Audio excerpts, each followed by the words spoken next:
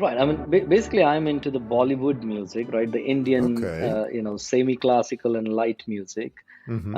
So I started as a singer, and then my bands needed a rhythmist, so I learned the drums. And as you know, I like everybody to sing on my tunes and dance on my beats. So, so I picked up drum as my as my musical instrument. But yeah, I mean, those things really worked as a stress buster. I mean, as you can imagine, um, a CEO of a startup is not an easy job. No, it's So, not. And hitting those ladder, it really helps to get that those aggressions or extra energy that you have. Yeah, exactly.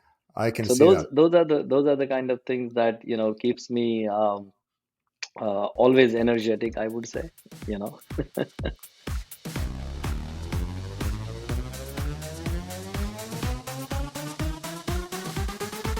Raj, thank you very much for joining me today. How about we start with a quick introduction? Can you tell people what's Claims Genius? What do you guys do? Absolutely. So, Claim Genius, we are the AI insurtech, right? So basically, there are a lot of inefficiency into the overall automobile inspection space, especially when it comes to the passenger vehicle claims, and that's where we are basically bringing a disruption and innovation. Uh, at a very 10,000-foot view, I'll give it to you is. Whenever you get into the accident, right, you take the pictures or the video of the vehicle, and then you start your FNOL, the first notice of loss. That's where Claim Genius comes into the picture. We do an real time damage assessment on that vehicle. We give you immediately a real time overall kind of an estimate for that vehicle, whether that vehicle is repairable, whether it is a total loss, how much time and how much money it is going to take to repair that particular vehicle, so that the customer can make a triage decision on that vehicle. And today, when they take days and weeks for doing this assessment on this vehicle and settlement on this vehicle, with Claim Genius technology, it is really becoming a real time. They can really automate their majority of the volumes of the claims, to and then give the best digital experience to the customer. But beyond the claims, if you really look at, there are about 1.2 billion vehicles on the road globally, the passenger vehicles I'm talking about. And every vehicle needs an inspection throughout its life cycle. Whether you're applying for a policy, whether you're renting your car, whether you are selling your car as a used car, whether you're leasing the car, right? And of course, when you file a claim, every single step of these life cycle events, if you look at, uh, they need an inspection. And today it's all manuals. Spending industries, all the industries, including the insurance industry, the rental, the leasing companies, the fleet management, everybody is spending billions of dollars in order to do this assessment on this vehicle. And that's where Claim Genius is positioned to automate this entire automobile inspection using our computer vision and AI technology. So that's what, as in Claim Genius, we are doing. Our goal is basically to make this assessment as a touchless assessment, right? Touchless claims a reality is our slogan, and that's where we are marching towards.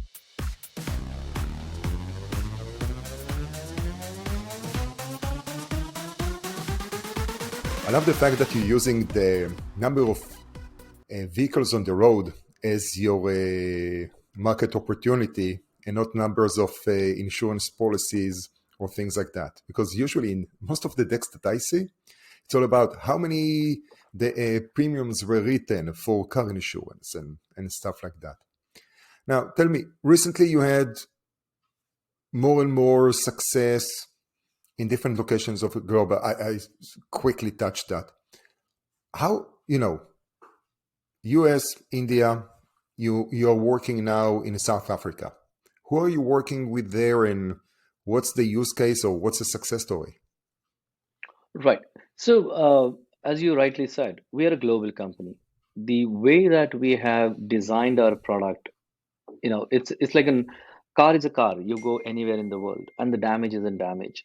So, if you really look at all these different verticals that we spoke about earlier, the core of all of this is a damage assessment.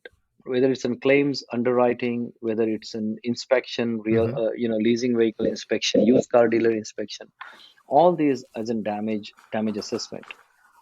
On the top of it, as you rightly also said, customization, right? Depending upon each use case, you should be able to customize your platform, because every single geography is has a different loss adjustment rule, different inspection rules, but the core stays the same, the damage assessment. So the way that we have developed our platform, it works globally as far as the damage assessment is concerned. And on the top of it, we do this customization. So we are working, of course, the primary focus is US. And that's where we started, and that's where we trained our platform with the US data to begin with. Hmm. Then obviously we have the development centers in India. We have about 3 locations in India where we have over 125 people working for us. And obviously, having development center there, we have better access of the data for the Indian data. So that became the second geography where we trained our algorithm. And then these other customers who came from Southeast Asia and South Africa, uh, Europe, that's another important geography. All of these customers have tested our baseline product, and they found that without even doing customization and training, they are getting a pretty good accurate results for their geographies. And that's Hmm. when we basically got these big customers out of South Africa. Then Southeast Asia, we are working with some of these big customers. So that's how we are spreading. And as a matter of fact, today I can proudly say that we are live in 4 continents with over number of global customers, and that growth is phenomenal, right? Because within 3.5 years, roughly, little over that, we are able to basically develop this global product, and customers are adopting it. So a lot of persistent and research and development and a lot of hard work is going into that, and we'll continue to develop and customize the product for the other geographies. But that's how we have our footprint right now. Can you share a little bit details or numbers of how much uh, money or work hours you save, or talk about the precision of the estimation? I'm sure that you cannot provide the exact numbers, but something that will give understanding of, if you give this tool to the consumer, the policyholder, or the rental driver, and they're doing the inspection, we give them an estimation that saves, I don't know, 2 hours of an inspector or adjuster, and we all know how that money trickles down. Absolutely, absolutely. So let me give you some of the examples to prove my point, right? So right now, without Claim Genius, if you really look at a claim overall kind of in life cycle and the time that is getting spent, right? And I'll give you a very realistic example that happened with our CFO's daughter. Her car was totaled just last May 2021. She got hit. Her car was totaled. They took it to the storage. It took almost like 6 to 7 weeks, about 3 round of inspection or the assessment by 2 different people. And then after 7 weeks, they said the vehicle is total. The day that it got hit, right? Obviously, it's our CFO's daughter, right? So we process those images immediately through our system. We have got our results within about a minute and a half, with about 92.5% accuracy, saying that this vehicle is total loss. Now imagine the spending that insurance company had done on this vehicle, right? 2 people's time, 2 times their Mm-hmm. trips, right? The Yep. storage cost, their tear down cost, right? They might have spent almost over 600 to $800 easily. I'm talking about the lower end of that spending, right? Now, this is an average cost that every insurance company is spending right now on all of these assessments. And beside those money, they're also spending a number of days and weeks in order to get this assessment right. So, in case if they would use Claim Genius, right, they would get all of these assessment literally within a matter of a minute and a half or two. And on the top of it, if they want to, have some eyeball this estimate with a desk adjusters, maximum it will take about, 10-15 minutes to literally process this claim, right? This is an extreme total loss case I'm talking about. Now Mm-hmm. let's come to the very minor accident where you have little bit of a dings and scratches and all that, and you're, because I literally Listen, filed my claim yeah, to, I live in Los you know, Angeles. We have the majority of the things that we have here are bumper to bumper and the small things that someone opens the door on you. So exactly. how do you process those? So now these are the minor kind of in claims, right? Mm-hmm. Let's say you are a consumer with some insurance company as your carrier. We provide our services to the insurance companies. We integrate with either their mobile app, or we have our own mobile app that we rebrand, white label, and give it to them. Yeah. So you get into the accident, you wants to file the claim, you take this app, it guides you, take the pictures, whatever, 8-10 pictures, you can take it, and then you upload it. And then we come back saying that, hey, we just found one ding, which is maybe 5% of that particular part. It is probably going to take, maybe half an hour, or an hour for, fixing it, repainting or refinishing it. And it is going to cost you, let's see, hypothetically $300, which is below your deductible. Mm-hmm. You don't need to take this car into, through the process of inspection and leave the car in the storage and all that stuff. Literally, that claim can get settled within a matter of 10 minutes or 5 minutes, whatever that, time they take it for the other aspect of the settlement of it. So that's the kind of power we are talking about. You save, I mean, the carriers would save almost over 60-70% of their cost on an average, and they will save more than, I cannot even number it, like maybe 100% of their time. They're um, or 90% of their time in order to process this claim, right? So that's the kind of power that we are bringing in by using the AI.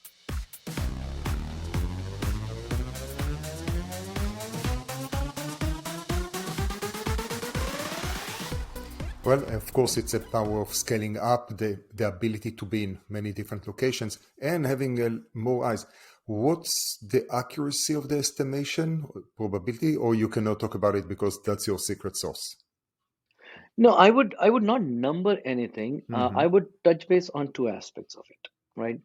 uh, we are at a very decent accuracy, right? Uh, that's for sure, and that's the reason customers all across the globe is using us, and they're seeing the value that we are bringing into their, into their space, and how efficient we are making their process.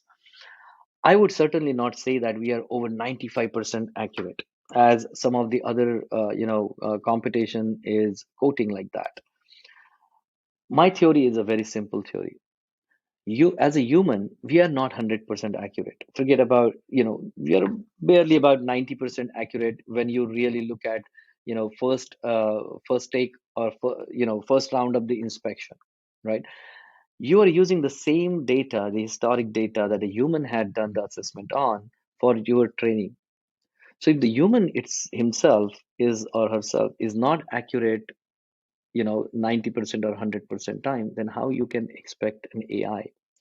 But even if you bit the, you know any humans by, let's say 80%, for that matter, 80-85%, still it is a good accuracy number that a customer can use in order to make these triage decisions, and then, bring that efficiency into their space. So that's the kind of intake that I'll we have on this accuracy numbers. But there are, again, accuracy can be measured in many different ways, right? How accurate we are able to identify the positions of the car, how accurate we are able to accurately identify all the external parts of the car, how accurate we are able to identify the damages. So it's always in that range of 85, 90, 95%, depending upon what exactly you want to measure the accuracy. But the accuracies are at a level where you can automate all of these minor damage claims and the extreme high severity total loss kind of a claim, and in between the medium damage claim where you have under the vehicle kind of damages. Obviously, the accuracies needs to be improved. Of course, unless you're expecting the customer to crawl under the car and take pictures of the chassis or Take the whatever pictures. that may be. Because Exactly, are you exactly. guiding them, telling them, okay, now take a picture of the front, the side, I don't know, 7 o'clock of the car? Yeah, absolutely. So our app, our current version of the app is a guided app. So it tells them how to take the pictures Hmm. and where to take the pictures from. But even our algorithms, even if they take pictures in a random order, doesn't matter whether they are taking it from the front or back or side, our algorithms automatically identify where that position belongs to. Is it a front of the car or the back of the car? So you don't need to take a specific order of the pictures. You just make sure that you are covering the 360-degree of the vehicle so that we get to see all the parts and all the damages. uh, One important aspect that we are bringing in terms of the really really guided way of doing it is bringing these all algorithms in a real time onto the edge devices. So the moment you start walking with your camera around the vehicle, it starts showing you all of these real time details right there and then. So you don't have to basically go back to the server, and it becomes the truly guided FNOL app. So that those are the kind of an enhancement that we are considering. How do we give the best digital experience to the end consumer or even the field adjuster who is basically taking these pictures? So those are the kind of features and functionalities that we are providing it to our customers.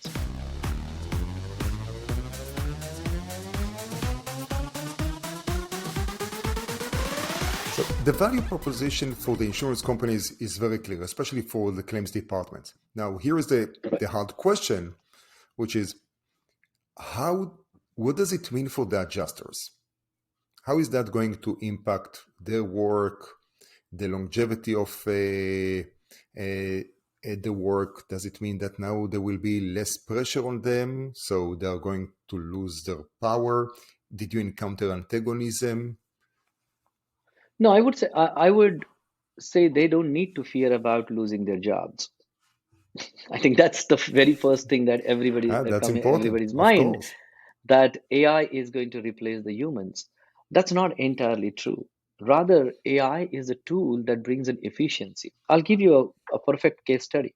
One of our customer, a live customer who is actually using our platform to bring the efficiencies into the claims platform. They said we have about 100 people who is handling about 10,000 claims a month, right?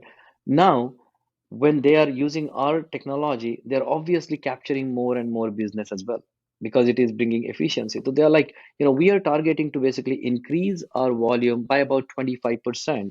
Hmm.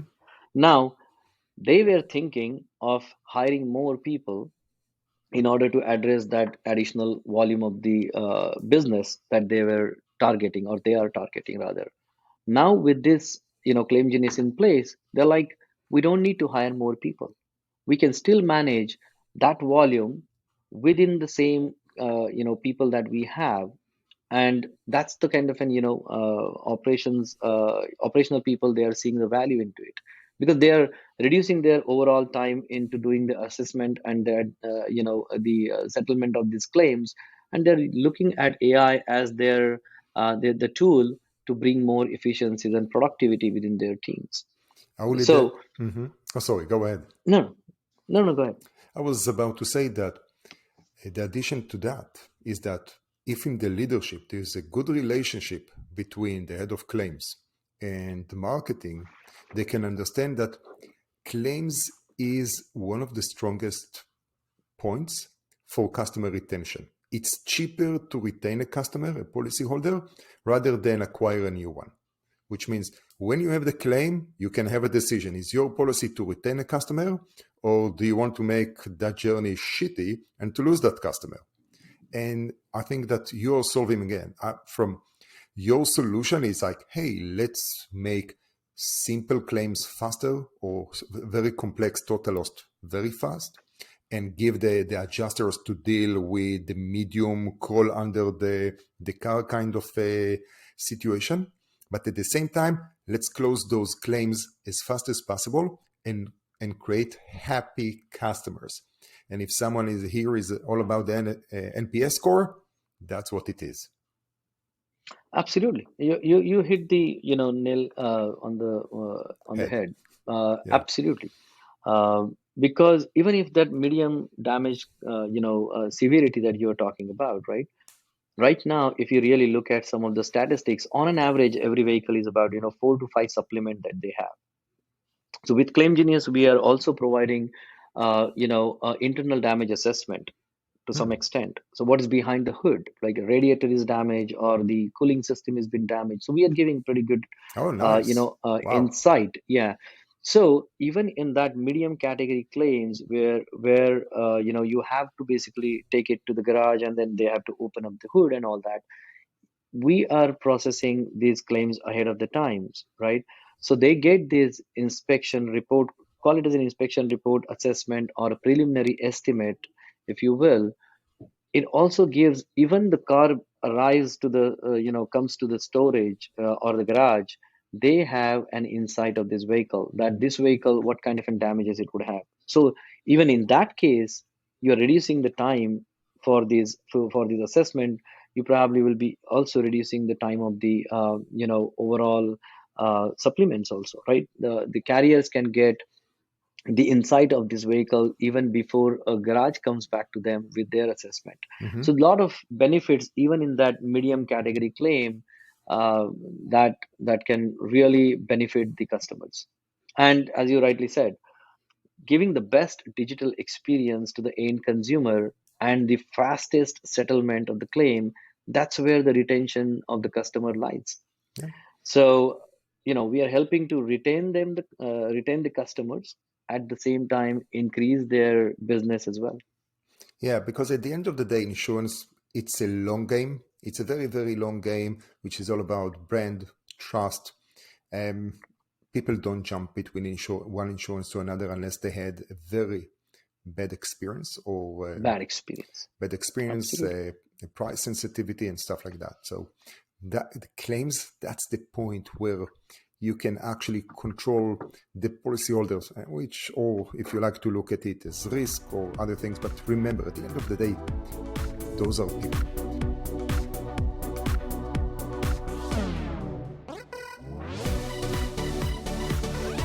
What are the tips that you can give founders that are in early stage?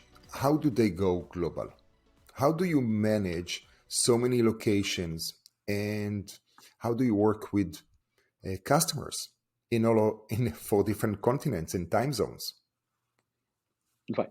So I think I would say, a very key ingredient of going global is to make sure that your product is first global, right?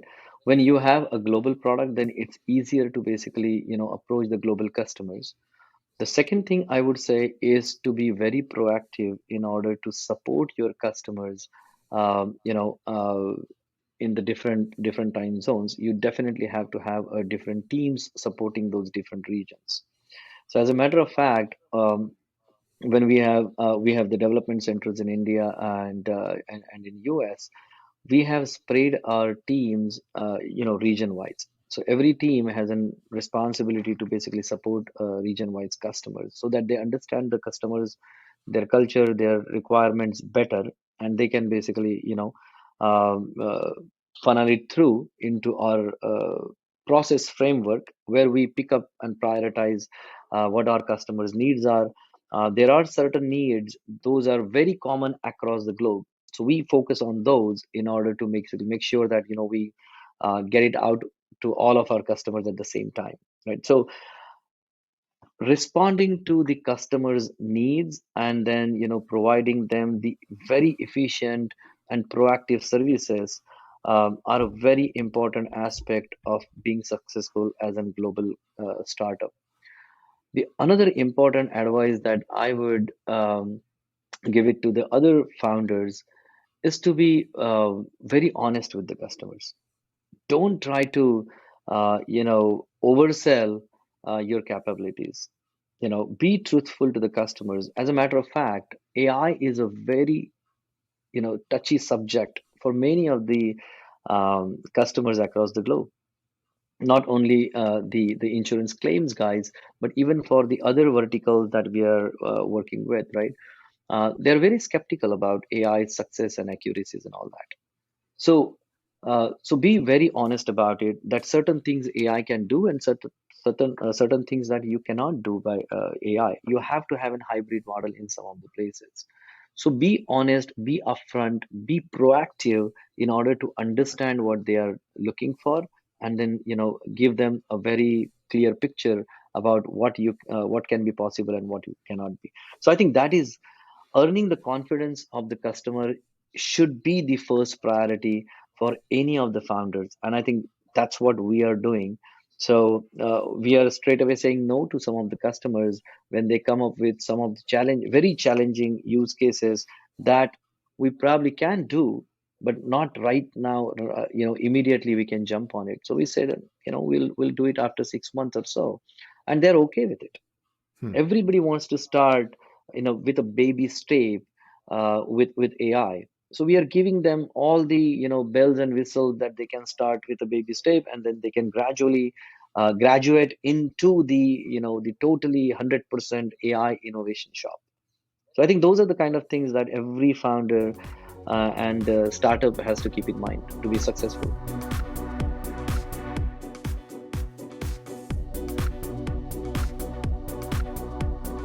How are you different, or what's your advantage compared to other solutions that are very close to this?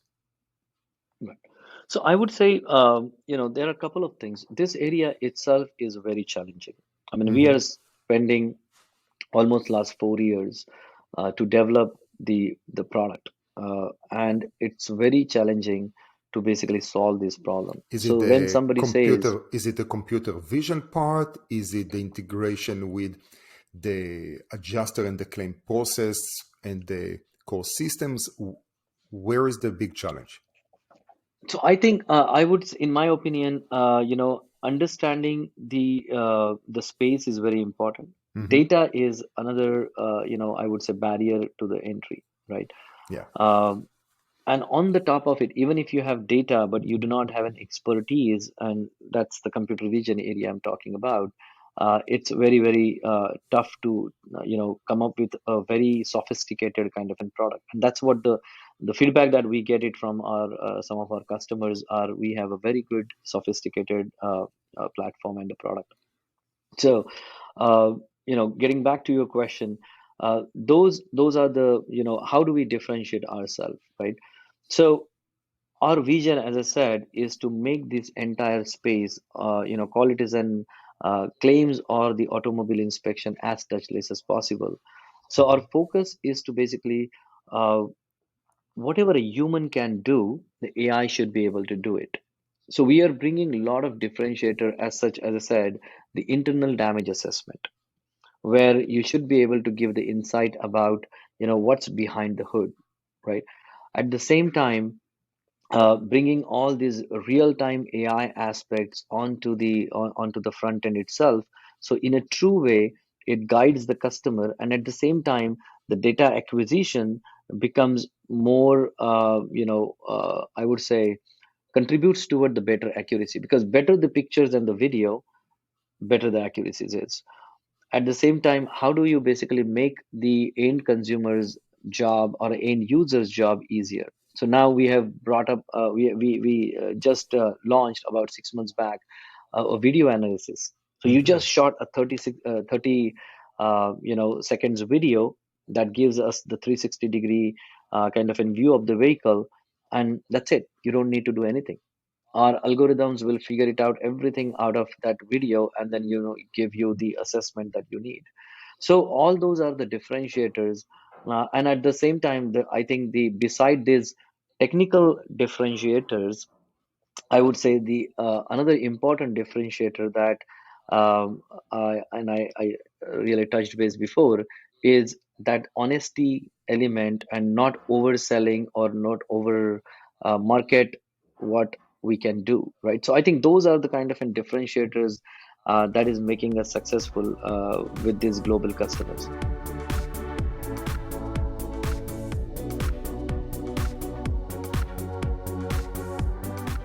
That's great. So let me ask you the last question that I'm asking everyone that comes on the podcast, and that, can you give us a recommendation? It can be a life hack, a book, a TV show, I don't know, Eternals, the movie, or Spider-Man, because apparently everyone is now so obsessed with Spider-Man. What's your recommendation? Recommendation in the sense of What, making. whatever that may be, how to bake a sourdough, or a great movie that you recently saw. Okay.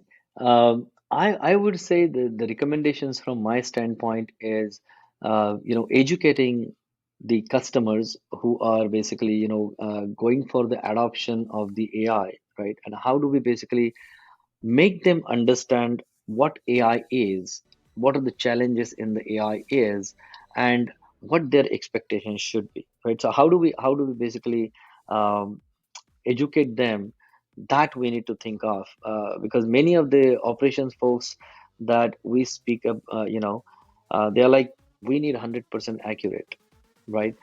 They don't know what AI is, but their expectation from the AI is that it should be 100% accurate. So I think if we can do something in order to basically educate people better, and what are the uh, possibilities that AI can do, would be a good thing to do, I guess. Fantastic. Raj, thank you very much for joining me today. It was great seeing you again in Vegas and talking with you now. Man, I can't wait for our next face-to-face meeting.